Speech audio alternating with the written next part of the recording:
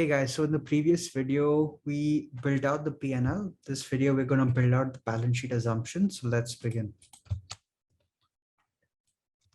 Yeah, so actually, before you even get into balance sheet assumptions, let's just build out the balance sheet in the acquisition here, right? Because we're going to need that. Let's call it. This is the balance sheet, mind you, that I'm building right now. Balance sheet, assets. Okay, let's format them in a certain way.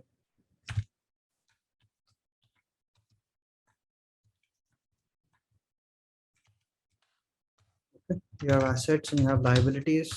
So what assets do we have? So the problem statement mentioned we had PP&E. So let's call it net PP&E. There was cash. So let's call it cash and net working capital, right?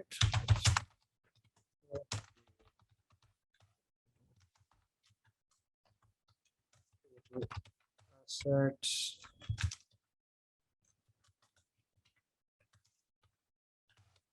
So for FY22, what were the figures? Net PP&E was this, right? 350 crores.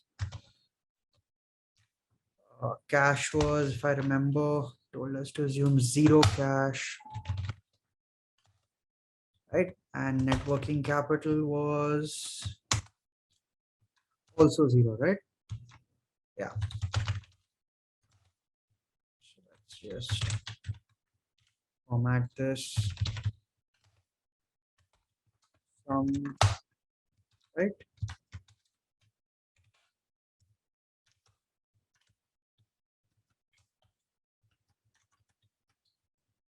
Then on the liabilities and equity side, what did we have? We had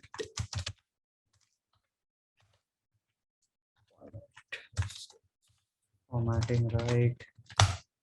Yeah. So what did we have? We had debt, right? But they didn't mention anything else. So assuming, let's just see how much the debt amount is. Debt, 350 crores, but your total assets are 350 crores, right? So it basically means there's zero equity when you bought this company on the books of the company. And let's just keep a line item for Volvo, right? Just to keep things clean. We're not using it right now.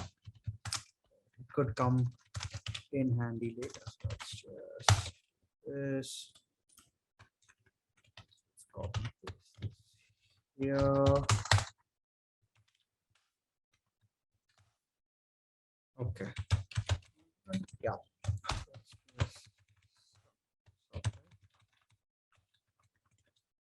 Then our one and only favorite.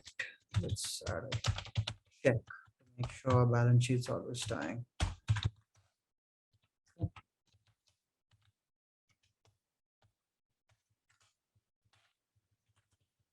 Okay, now since we've built out the balance sheet at t is equal to 0, which is FY22 in this case, let's start with the balance sheet assumptions. So start, let's call this balance sheet assumptions.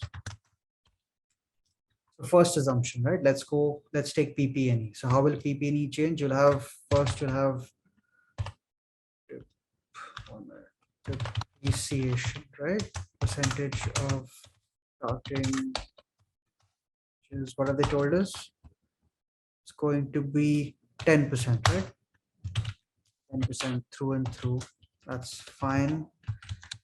Let's make the PP&E schedule. So beginning PP&E plus capex. It'll be maintenance capex, right? Because there's going to be no growth capex. You're not going to spend money on adding additional capacity. It's one road, right? It's like one asset. So whatever capex happens after the asset has been built, it's just going to be to maintain this asset. So it's going to be maintenance capex.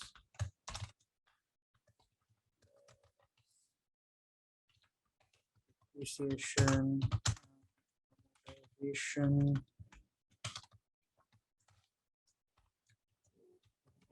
ending PP&E, right? Yep. So ending PP&E here for FY22 will be this, which will be nothing but the starting PP&E. Drag and drop this. Okay.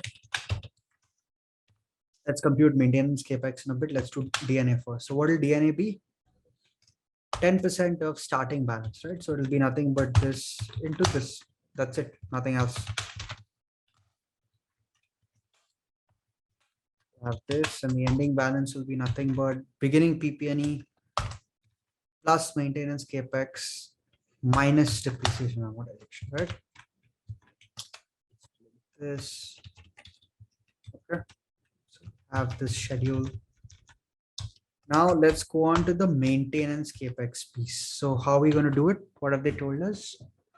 Maintenance capex spending period, years between spending is 5. So every 5 years, starting FY23, we're going to do maintenance capex, right? FY22, sorry. And if we had done it in FY22, it would have been 100 crores, but we're not going to do it each year. So they're asking us to assume like a 3% inflation. So let's just call it maintenance capex amount if undertaken, right? Let's just call that this. FY22, they've told us it's going to be 100 crores, right? And then they've told us a growth amount. How much is that growth? 3%, right? Again, let's just lock this cell. Okay. So let's just drag and drop this first.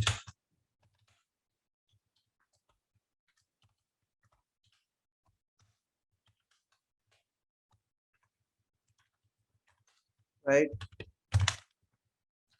So what does this line item tell me? This line item tells me if I did maintenance capex in FY22, it would have cost me 100 crores.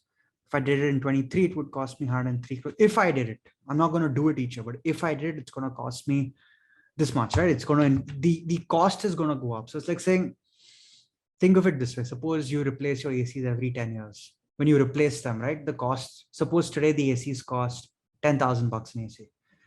Every year, the cost of the AC is going to go up by say 3%, but you're not going to replace your AC each year. So when you do replace the AC, which in this case will be every 5 years, in this case, replacing the wear and tear of the asset, it's going to be the amount that corresponds for that year, right? So it's going to be 5 years from FY22, which is going to be in FY27 and then FY32. You're going to have to model it that way. So let's just put it out here. Let's just say undertake maintenance capex with either a yes or a no, a 0 or a 1. So I'll explain to you what I mean by that. So FY22, of course, let's assume this to be 0. FY23. So wait, let's just add one more thing here. Let's just call it years between recurring capex. What have they told us? It's 5 years, right? Okay. So what does this 5 mean? This 5 tells us that starting in FY22, when we acquire the asset, we're going to have to do maintenance capex in FY27. So how do we build that in the formula over here, right? So let's think a little more deeper in terms of math, right? If I divide, we're going to do it in multiples of 5, right? So if suppose instead of 22, this was FY20. And if I divided 20 by 5, what would I get? I would get 4, but I would have no remainder, right? Now, when I do the maintenance capex in FY27, my remainder, if I divide 27 by 5, I get a remainder of 2, right? It's like 5 5s are 25, and the remainder is 2. So if the remainder is 2, I'm going to have to do maintenance capex in that year. So let's just build a counter for that. Let's call it if modulus, which gives you the remainder of this number. Actually, This is FY, right? So we're going to have to actually add numbers. Let's call it 22. One. We have 22 all the way to 52, right? Let's call it if modulus of this number divisor this, let's lock this cell, is equal to 2, then in that year I will do maintenance capex, else I will not do maintenance capex. So what this should do is, starting from 22, every time I add 5 years, I should be doing maintenance capex in that year. So let's just drag and drop this formula. So before we drag and drop, basically in 27, in 32, I'm just giving you instances to show you where this number should show up, right? Where a 1 should show up, otherwise a 0 should show up in this 47 and 52, right? Wherever I've highlighted a yellow cell, this formula should show 1 in that cell, and in all other cells it should show 0. So let's see if it's working.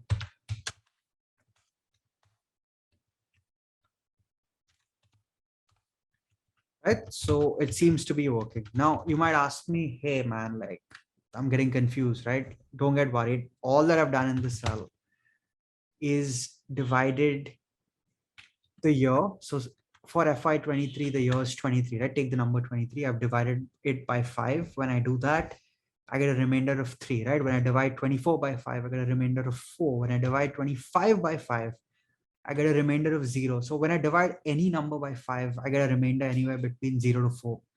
So in this case, because it has to happen at a 5-year interval starting in FY22, if I had done an FY22, my remainder would have been 2, right? 22 divided by 5 is 4. 5 4s are 20, and you have a remainder of 2.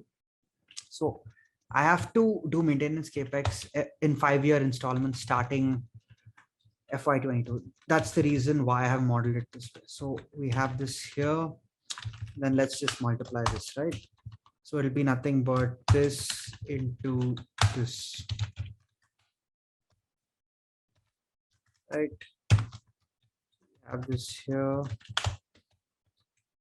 Yep, we have the PP&E schedule. So we're done with that. Let's just link depreciation and amortization back to the P&L for a second. Let's go here. Depreciation and amort. This. Link that. Okay.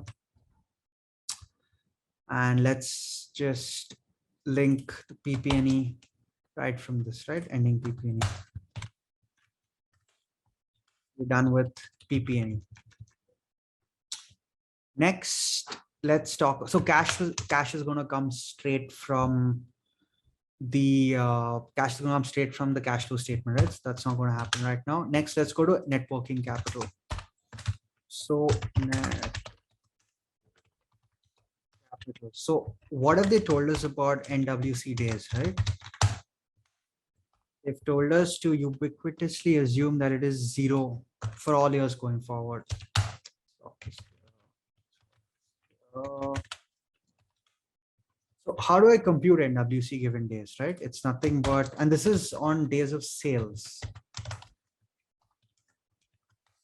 So it's going to be nothing but this days number into the sales for that given year, which is 225.8 crores divided by 365. This, we have 0 NWC. Let's use this.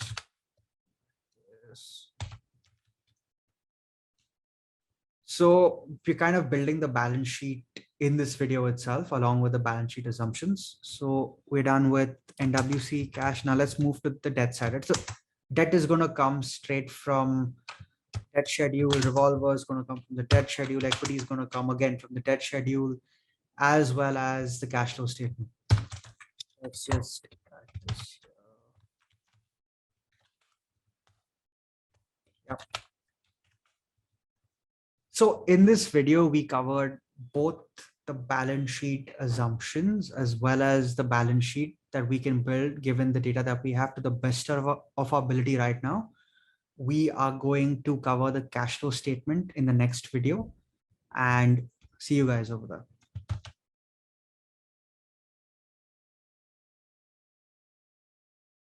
Hey, thanks a lot for watching the video. Hope you found it useful and also got a few actionable insights. Check out our website and join the mailing list for regular content. Do spread the word and share it with anyone else you think might find this useful.